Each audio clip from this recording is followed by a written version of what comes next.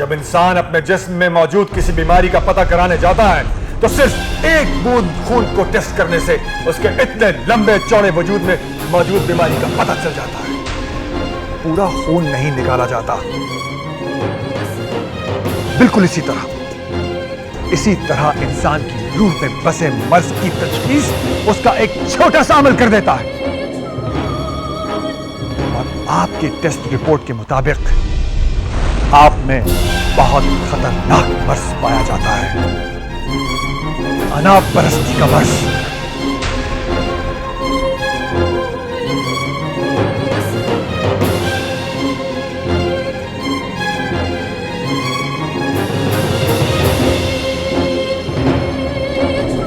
आपने नूर अफरोज के guest room में शिफ्ट होने को अपनी अना का मसला बना लिया और उसे सबक सिखाने के लिए पीर सौले के घर भेजा ना? कोई जवाब नहीं है ना? मैं देता हूं जवाब। सब लोग कान खोल कर सुन लें। आज से नूर अफरोज को इस घर में सब लोग उसी निगाह से देखेंगे, वही इज्जत देंगे जो गुड्डी को देते हैं।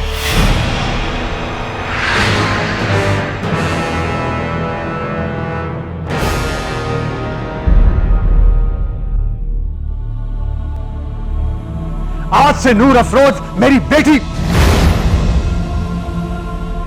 बेटी की तरह लक्की महल में रहेगी।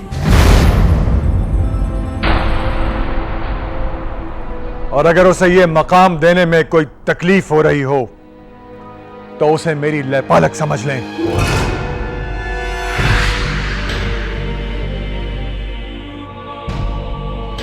अगर आपके दिलों में जरा भी इज्जत है मेरी, तो आपको नूर अफरोज को भी वही इज्जत देनी होगी। उसके साथ होने वाली ज्यादती का यही इजाला है।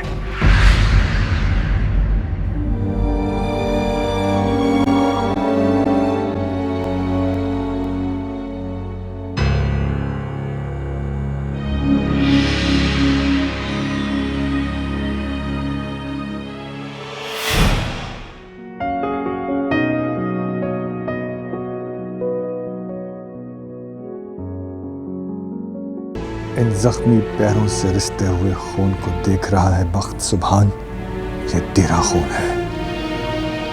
कितना कमजोर, कितना बुज़दिल, कितना कमज़र्फ बाप है तू। आगे बढ़ के अपनी बेटी को सीने से नहीं लगा सकता, उसके आंसू नहीं पहुंच सकता। बदल रूप, बन जा बहरूपिया। इसी तरह तेरी पीरी मुरीदी का भरम भी रहेगा और बेटी के सर पर साया भी।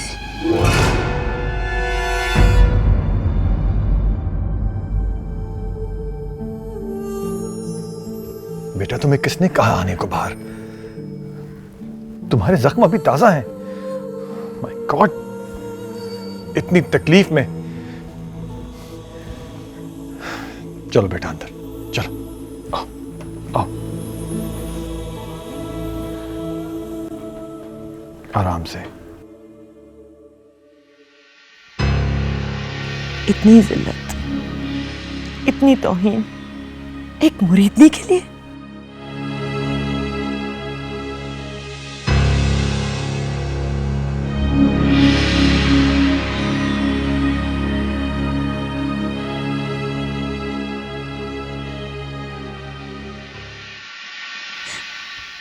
बहुत अच्छा किया था सरकार ने, जो अपनी बेटी की मंगनी तोड़ दी आपके बेटे से। भेड़िया है वो, इस घर में किसी की भी बेटी महफूज नहीं। शरीफ घर का बेटा बनना उसकी किस्मत में था, सो उसे मिला।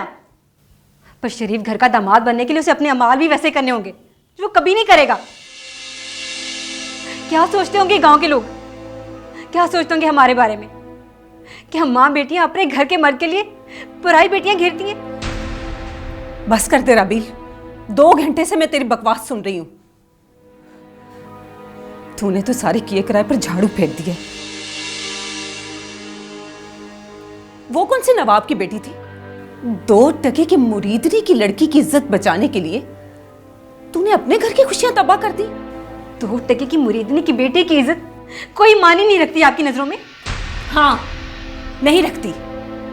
ये अपने गांव गोठों में न जाने क्या क्या गुल खिलाती हैं। इनके लिए तो एजाज होता है पीर का हाथ भी थाम लेना। ओ खुदाया अम्मा, मैं पागल हो जाऊंगी आपकी ये बातें सुन सुन के।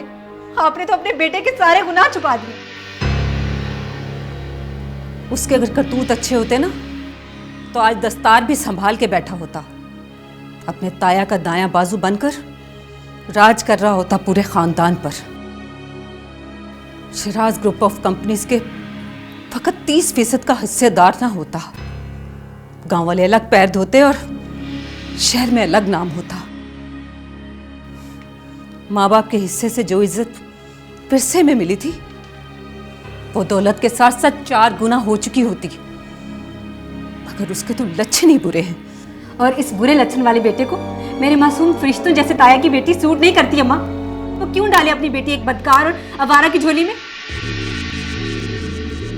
सिर्फ इसलिए कि उसकी माँ ने बचपन में जुबान दे दी थी, या सिर्फ इसलिए कि मेरा भाई ताया सरकार का दामाद बनकर उनकी गद्दी और दौलत पर राज करना चाहता है? राबील, शायद तुम्हें यह खुशफहमी है कि मेरी मंगनी के साथ साथ तुम्हारी मंगनी भी टूट गई है, तो ऐसा कुछ नहीं होगा। मेरी शादी तो होगी ही होगी, मगर उससे पहले तुम्हारी शादी होगी। एहराम का फोन आया है, अगले हफ्ते आ रहा है वो, अपनी तालीम मुकम्मल करके। ये तुमने क्या किया है पीर साले? किस मौके पर मेरे मुंह पर स्याही मल दी है? मैंने तो सोचा था कि बेटी को शादी के इंतजार के नाम पर बिठाने का शिकवा करूंगी तुम्हारे ताया से, लेकिन मैं तो उसे मुंह दिखाने के काबिल भी नहीं। मैंने वो किया है जो हर दूसरा जमींदार करता है, कुछ नया नहीं किया। और फिर वो बचा कर ले गया था ना उसे, कोई नुकसान नहीं पहुंचा। शर्म कर बेशरम, जवान बहन के सामने इस तरह की बातें करता है, तुझे शर्म नहीं आती? बहन खुद बेशरम है,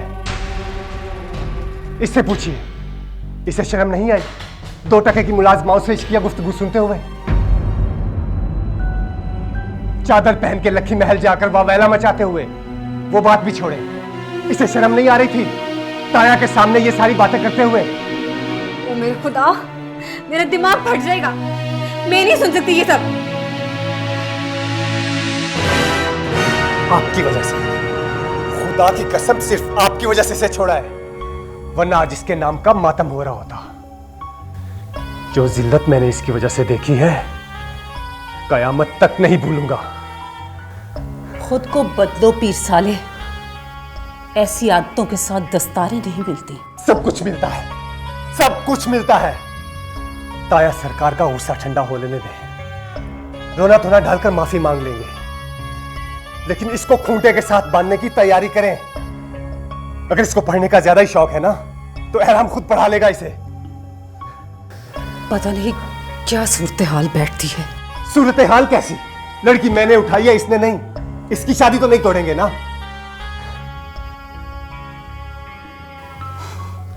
अभी सिर्फ ताया सरकार को मना लो, बेटी 1-2 साल बाद मांग लेंगे। अभी सिर्फ एहराम को अपना दामाद बनाने की तैयारी करें। जैसे ही वो आए, दादी अम्मा का फिट की हॉट टाइम बॉम्ब फोड़।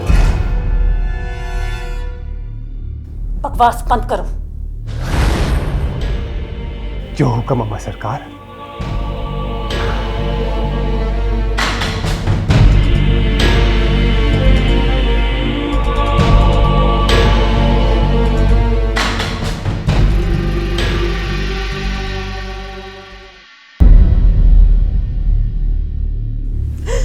बस कर दे अम्मा, कितना टेंस माहौल हो गया है हमारे घर का।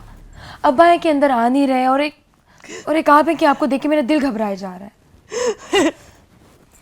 मैं तो जैसे हैरान ही रह गई, लग रहा था जैसे कोई नया पीर बख्श सुभान मेरे सामने खड़ा है।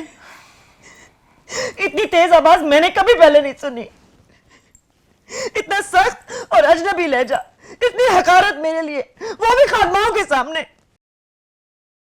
उफ अम्मा, कितनी बार जिक्र करेंगे आप इस बात का। वैसे आपस की बात है कि आपने ज्यादती ही है उसके साथ।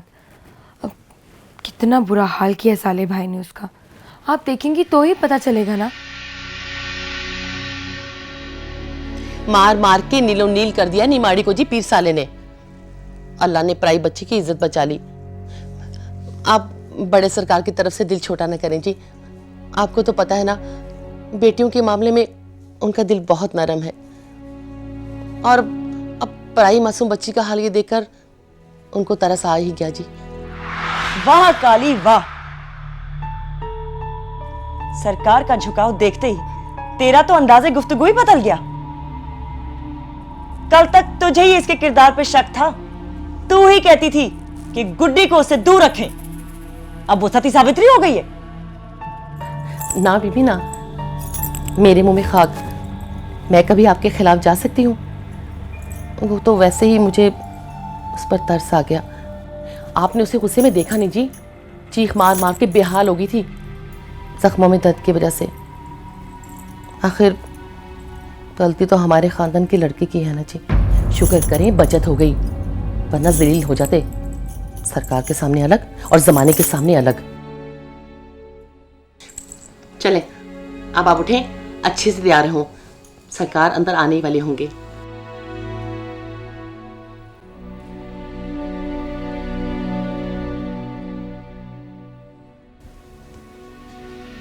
बीबी मुर्शिद,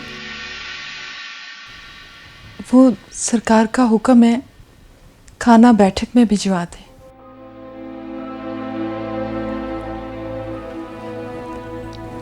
भिजवा दो। मैं क्या कह सकती हूँ? वैसे भी इस घर में अब नए नए रिवाज ही पड़ने लगे हैं। जी, जो हुक्म।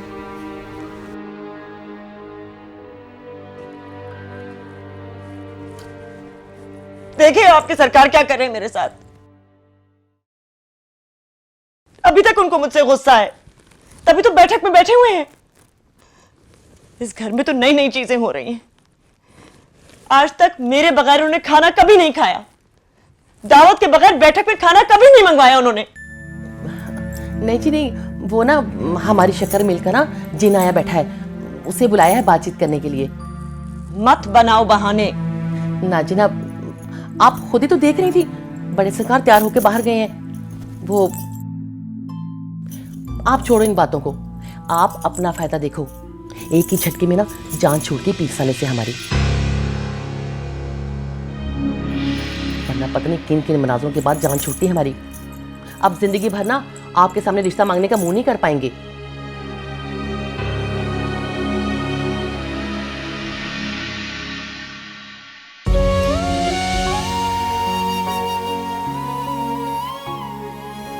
सब लोग कान खोल कर सुन लें।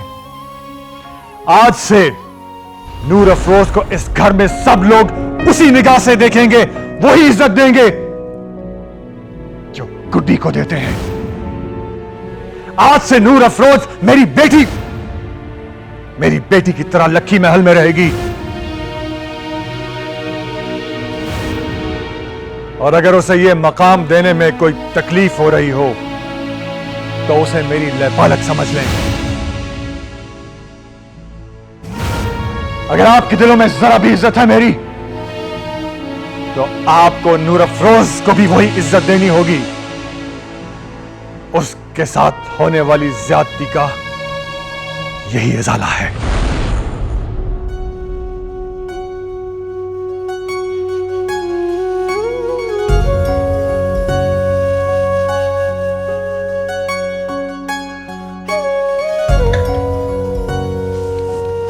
नूर अफरोज, खाना खा ले, तेरी दवा का वक्त हो गया। अम्मा, मेरा बाप कैसा दिखता था? फजूल बातें मत कर, खाना खा ले और दवा लेके सो जा। आज ना टाल अम्मा, आज मुझे दिल से उसकी जरूरत है। जिस शख्स को मैंने पूरी जिंदगी नहीं देखा, आज वो मुझे दिल से याद आ रहा है।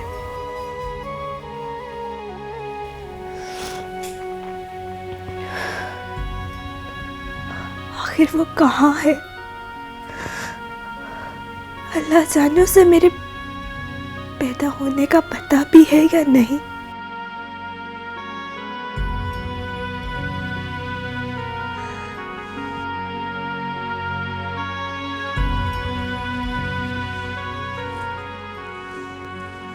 तेरा दिल दुखा हुआ है ना, इसीलिए तुझे अपना बाप याद आ रहा है। बेटियों को मोहब्बत की गर्मी माँ की गोद से और हौसला बाप के साए से मिलता है। तुझे पता है अम्मा, जब बड़े सरकार कह रहे थे कि नूर अफरोज को मेरी बेटी समझो, तो मेरा दिल चाह रहा था कि काश वाकई में इनकी बेटी होती। कितना अच्छा लगता होगा ना गुड्डी बीबी को इतने शानदार आदमी की बेटी होना। जो शख्स गरीब मुरीदनी की बेटी के लिए अपने घर में लड़ सकता है, अपने रिश्तेदारों से वास्ता तोड़ सकता है, वो अपनी बेटी के लिए क्या कुछ नहीं कर जाएगा। ऐसा बाप किसी चट्टान से कम नहीं होता अम्मा। दुनिया के हर दरख्त से भी घना उसका साया होता होगा। बस कर नूर अफरोज, जरूरी नहीं कि हर चट्टान जैसे शख्स को अच्छा बाप बनने की किस्मत इजाजत देते। जैसी औकात हो वैसे ख्वाब देखने चाहिए। सरकार ने भले से ही जोश में आके तुझे बेटी कह दिया हो, मगर तू खुद को कभी उनकी बेटी के बराबर ना समझना। देख, तू याद रखना, तू एक मुरीदनी की बेटी है, मेरी बेटी। और मुरीदनी की बेटियां बीबियों की बेटियों की बराबरी नहीं करते। कमजात लोग अगर मुर्शिद के साथ बराबरी करने बैठ जाए तो कमीने कहलाए जाते हैं। मैं अंदर आ जाऊं? आए गुडी बीबी।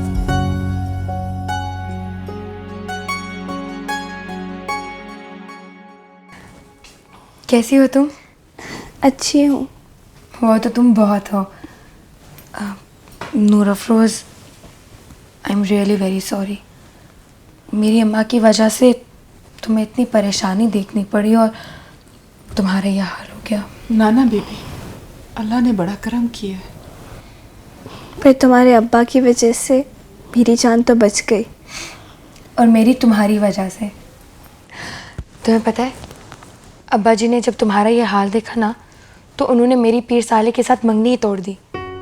लो बताओ, इतनी जल्दी इस मुसीबत से मुझे छुटकारा मिल सकता था क्या? Thank you so much. Oh I am sorry, मैं सो सॉरी। नूर अफरोज, आज से हमारी दोस्ती ख़त्म और बहनापा शुरू।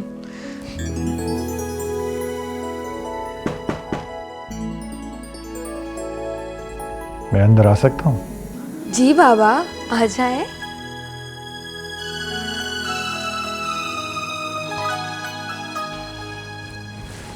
मैं तो इसे यही कह रही थी कि आज से हम दोनों बहनें। मैं जानता था मेरी बेटी अपने बाबा का कहना जरूर मानेगी। लो भला, आपकी बात कोई रद्द कर सकता है? आज मैंने पहली मर्तबा अपने बाबा को किसी एंग्री यंग मैन की तरह हीरो बनते देखा है।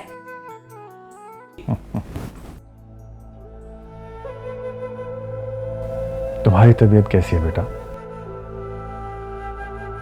जी बड़े सरकार। बड़े सरकार? अब तो बाबा कहो उन्हें, हम बहनें हैं। मगर मैं उनकी मुरीदनी बनना चाहती हूँ। मुरीदनी? वो तो तुम पहले से हो।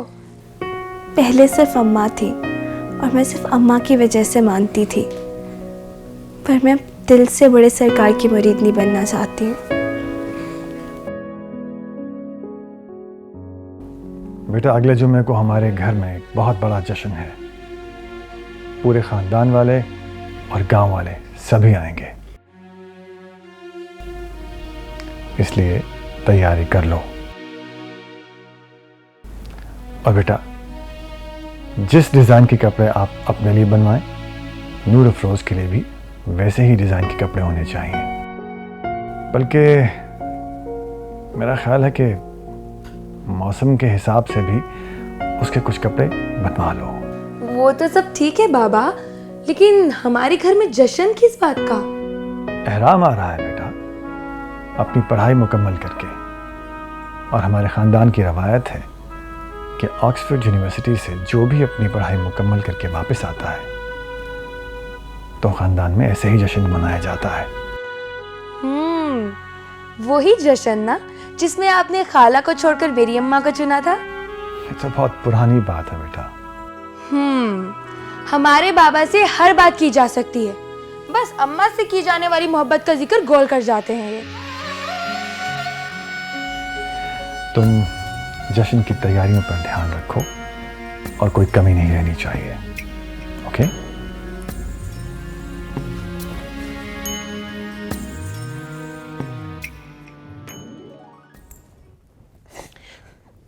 छोड़ो जी, मट्टी पाओ। जो होना था सो हो गया। इतने सारे यतीम पलते हैं आपके मुरीद खाने में, एक बच्ची और सही।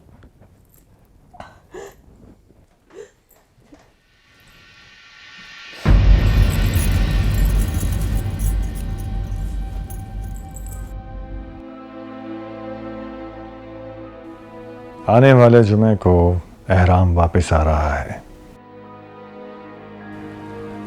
जश्न के लिए खानदान भर में पैगाम जाने चाहिए और घर में मुलाजमाओं और मुरीदनियों के कपड़ों की तैयारियां भी शुरू हो जाएं तो अच्छा है।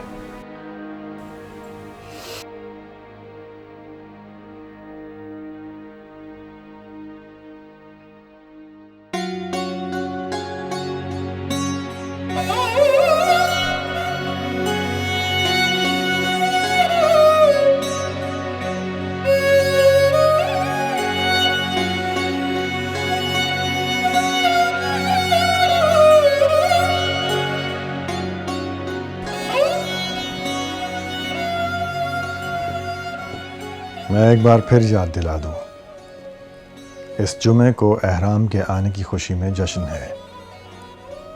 तैयारियां शुरू हो जानी चाहिए। आप कहाँ जा रहे हैं सरकार? किसी ऐसे कमरे में जहां घुटन ना हो।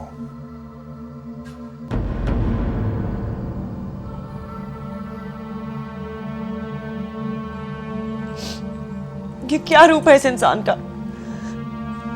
क्या कहेंगी बांदियां, क्या कहेंगे लोग? मेरी क्या इज्जत रह जाएगी खानदान वालों के सामने? इतनी जिल्लत।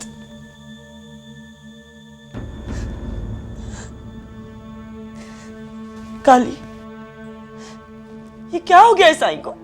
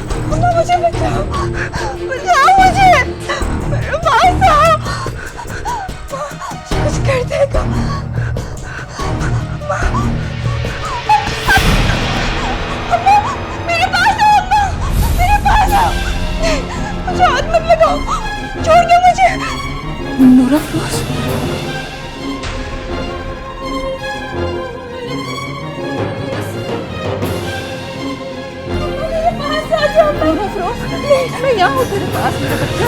छोड़ो, छोड़ो मुझे। नहीं, नहीं, छोड़ो। मैं ऐसे नहीं हूँ, मैं नहीं हूँ। नूर अफरोज, दरवाजा खोलो, दरवाजा खोलो।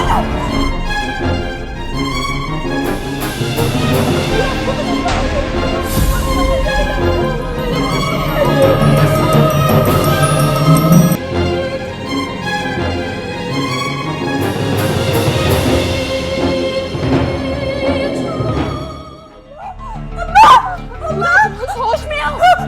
आराम हो जाएंगे, होश में आओ मेरा बच्चा। पूरा नहीं, छोड़ो, छोड़ो मुझे, छोड़ो, छोड़ो, होश में आओ, छोड़ो।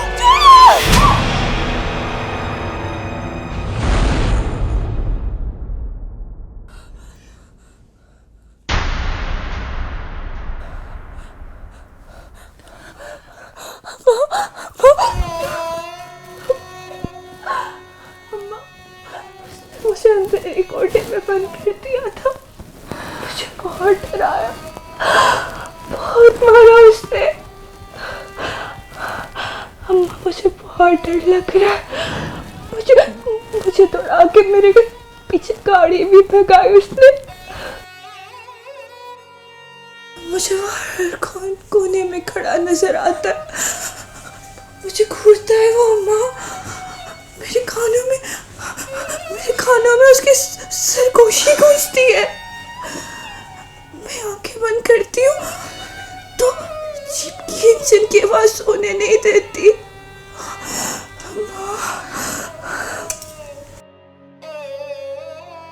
बेटियों पर हाथ नहीं उठाते,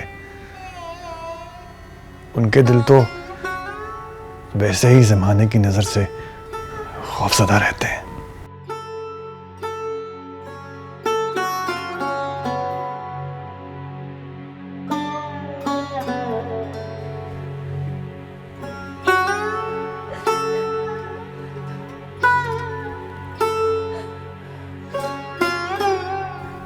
अब मत रो बेटा,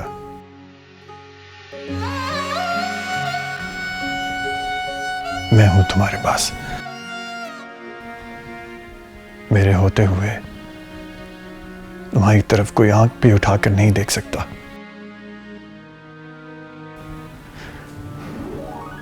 और अगर फिर भी कोई ये हिम्मत करने की कोशिश करे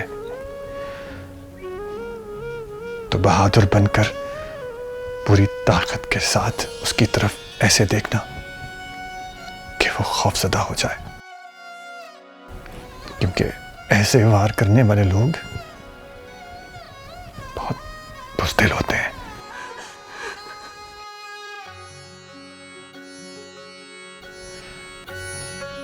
फिर मैं तो हूं ही यही। तुम्हारी एक आवाज पर तुम मुझे अपने पास पाओगी। बस करो, जो हुआ उसे भूलने की कोशिश करो। सो जाओ।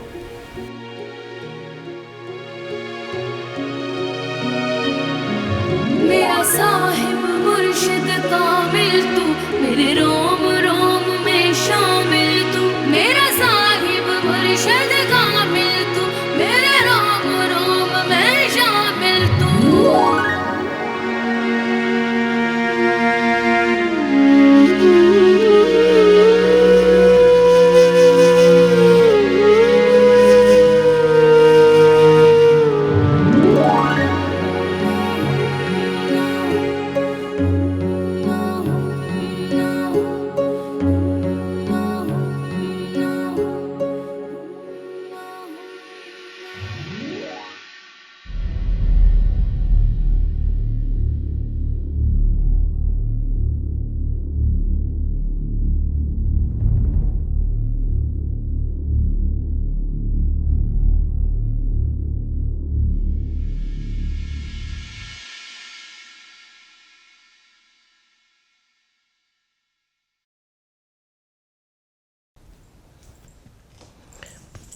मैं अंदर आ जाऊं? आ जाओ।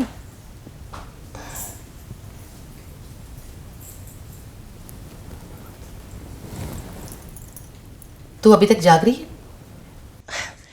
मेरा मतलब है तुम अभी तक जाग रही हो?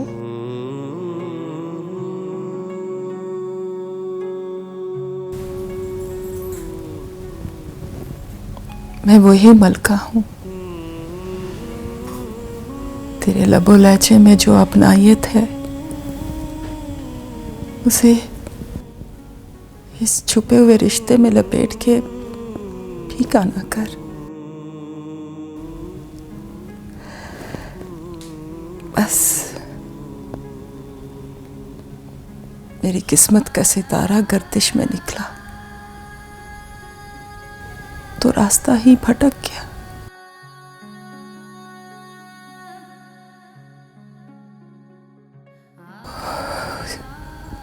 और इस गर्दिश में कई रिश्ते बने, कई रिश्ते टूटे,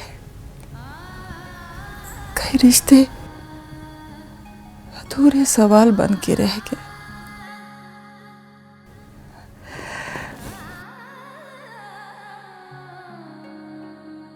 तो इन सब में उलझ के खुद को परेशान न कर। तू मुझे वैसे बुला जैसे बुलाती है। सरकार की ख्वाहिश है कि मैं तुम दोनों को उसी तरह बुलाऊं जिस तरह सरकार के घर वालों का हक है।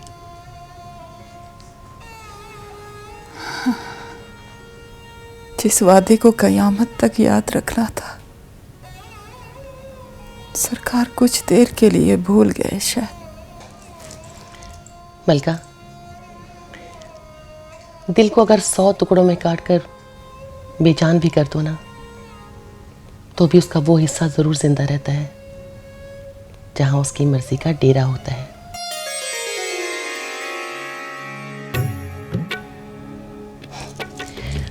अक्सर हालात और किस्मत उसे आबाद नहीं होने देते, मगर वो हमेशा ताक में रहता है। उसे हुक्मरानी का बड़ा चस्का होता है। अक्सर तो इंसान ने उसे अपने बस में किया होता है, मगर कभी कभी वो इंसान को अपने बस में कर लेता है। सरकार के दिल का वो हिस्सा उड़ गया है। बागी बनकर उसने सरकार को अपने बस में कर लिया है। जिंदगी में पहली दफा सरकार की ऊंची आवाज इस लखी महल ने सुनी है।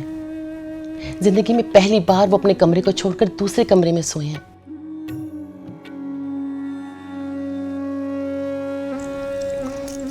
सरकार की दिल की ये मनमानी इस खानदान को और इस खानदान के दस्तार को बहुत महंगी पड़ने वाली है। मैं जानती हूँ आज वो अपने कमरे में नहीं सोए। तुझे कैसे पता चला?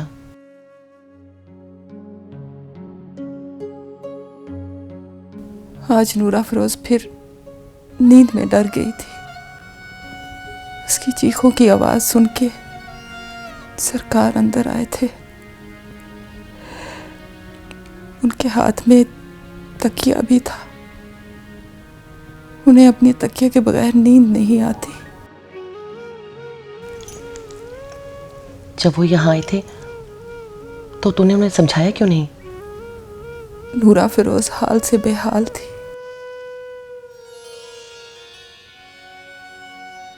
अल्लाह गवाह है बहन काली, मैंने सरकार के आगे अपना सर, अपनी निगाहें झुका के रखी। मैंने हदें कभी पार नहीं की।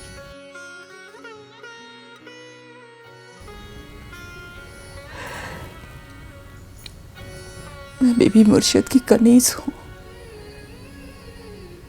अगर उनकी तकलीफ की वजह मैं हूं तो मैं उनके पैर पकड़ लूंगी। सरकार ने जब भी बोलने की इजाजत दी, पहली अर्जी बीबी मुर्शिद के साथ सुलह की डालूंगी।